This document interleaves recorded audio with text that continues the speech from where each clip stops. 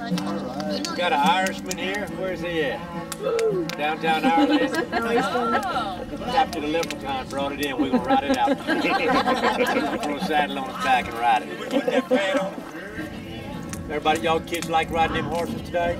Yeah. Did y'all do good? Yes. Well, that's as much as can be expected. It's a condo. There isn't much to do because the horses already knew the way. You know something? You know something? That is a fallacy. They do not. If I put you out there on that horse by yourself, I promise you, he will not follow that trail. And what horses are, horses are herd animals. Okay? They travel in a herd. So if you've got the lead horse moving out, the other horses then will follow because they're herd animals. Just put the trash can in. But they do not know the way. Don't ever mistake that. I wish they did. We could just sit here, send you out. Be a lot easier.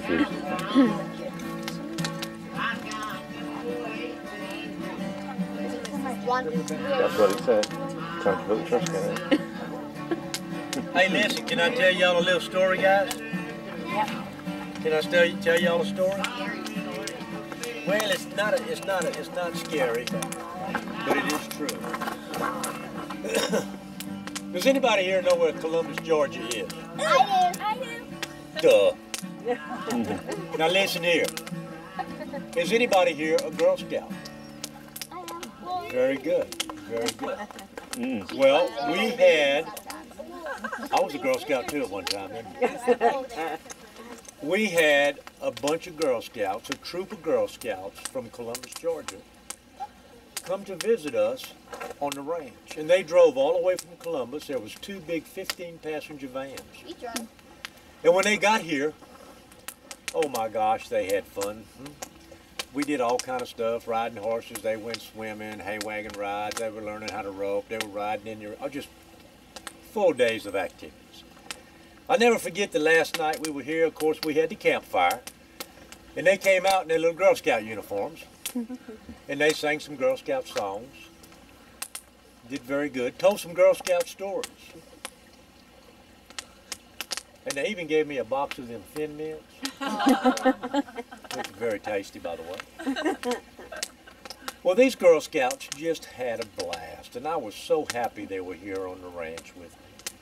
Well, that next morning after breakfast, they all loaded up in that 15-passenger van, heading back to downtown Columbus, Georgia. Well, that night, I got a telephone call from that den mama. She said, "Miss Larry," I said, "Yes, ma'am." She said, "I have 2 girls missing." I said, "Well, I'm sorry, but they're not on my ranch because you know I ain't gonna keep anything I gotta feed." And she said, "Well, I think they are. Would you mind looking for them?" Well, I got on my horse. I had guys on 4-wheelers, motorcycles, pickup trucks. We were hollering out their names all over the ranch. I couldn't find them. Well, the next afternoon, I called her up and I said, "Look, we've been looking all night for them girls and I can't find them." Well, listen, she started hollering at me over the telephone. "Hey, you better find them girls and find them right now. You understand me?" Man, I hung that phone up. I was scared. Never upset a Girl Scout den mother. That's my mom. What I did, I got a friend of mine who lives in Kerrville, Texas. He's a Texas Ranger. And the reason why I called him, as we all know, those Texas Rangers always get their man. I explained to him the circumstances and what had happened. And he said, "Larry, don't even worry about it, son. That kind of stuff happens all the time. Me and my man will be right out to the range. And we're going to get them little girls and everything's going to be okay." Whew. Man, was I relieved. I tell you what, it was like a brick taken off my shoulder. Well, listen, before they could get here that afternoon, Red Cross had already been out. They had a pot of coffee. You ever have them little sandwiches where they cut the crust off and they put that pimento cheese and ham in it? Delicious. We had some of those and donuts and everything, and boy, we were feeling good, huh? Well, look, Texas Rangers pulled up right out there in the horse trailer. That Texas Ranger stepped out of that truck. He must have been 10 foot tall. He had a white shirt on, pressed, starched and ironed, big old badge on his chest, carrying a hog leg. He had a crease in his jeans. You could have peeled an apple off. They came right over here, and he got off his horse, and of course I stood up to greet him. He said, "Larry, you and the boys keep that coffee warm. And if you could save me one of them little pimento cheese deals, I'd appreciate it." I said, "Not a problem." Well, him and his man took off. Me and the boys, we were around the campfire here sipping coffee, eating them old sweet donuts. It got, you know how it's almost dark, but it's still daylight a little bit? Like Twilight? Yeah, you know what I mean? You can still see it a little bit, but it's almost dark and Yeah. almost... Well, that's how it was. They had been gone for a while. Me and the boys, we stepped back to the fence, put our leg up on the bottom rail and had our elbows out. We were looking out in the pastures and the trees. And I want to tell you what, it was pretty quiet. It was very quiet. Didn't even hear a bird chirping. And boy, we were just looking out there. You know what we heard? Do you know what we heard? Bam! Gunshot. Heard a gunshot. I come running back here to the campfire. Oh my gosh, somebody got shot. Well, about that time, my buddy, one person, was coming back. And he was across whipping that pony. He was shanking the spurs to him. He slid stop right there, got off. I ran over to him. I said, "Sir, what's the matter? We heard a gunshot." He said, "I don't even want to talk about it. You hear me? But I guess you got a right to know." Shirt was all dirty, jeans all messed up. He said, "Me and my man, you know that north part of your ranch out there where them oaks are?" I said, "Yes, sir." He said, "Me and my man were back there riding up underneath them trees. And them blasted little Girl Scouts must have been up in them trees.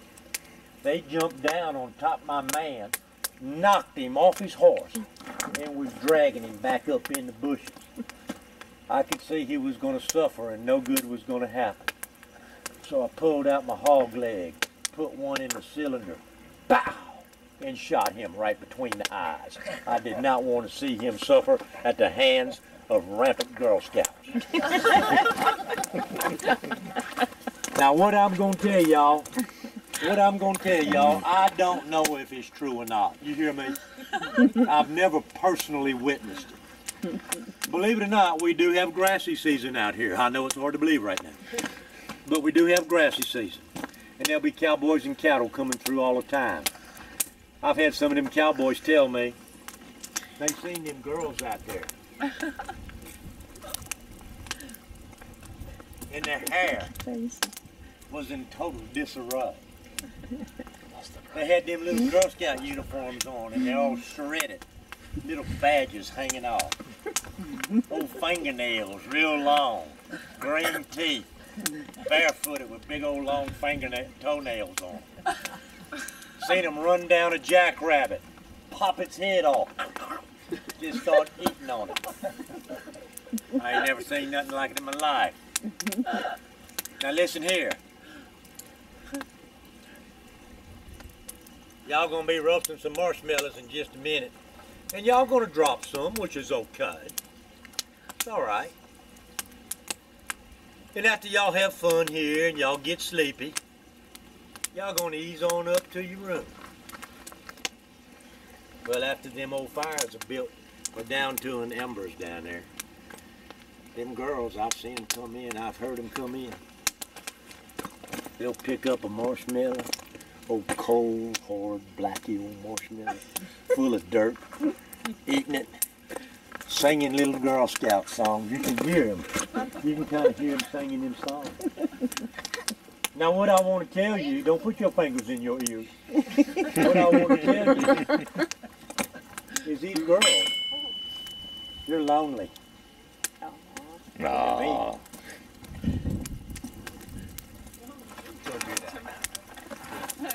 When you're laying in bed, when you're laying in bed tonight and on that porch,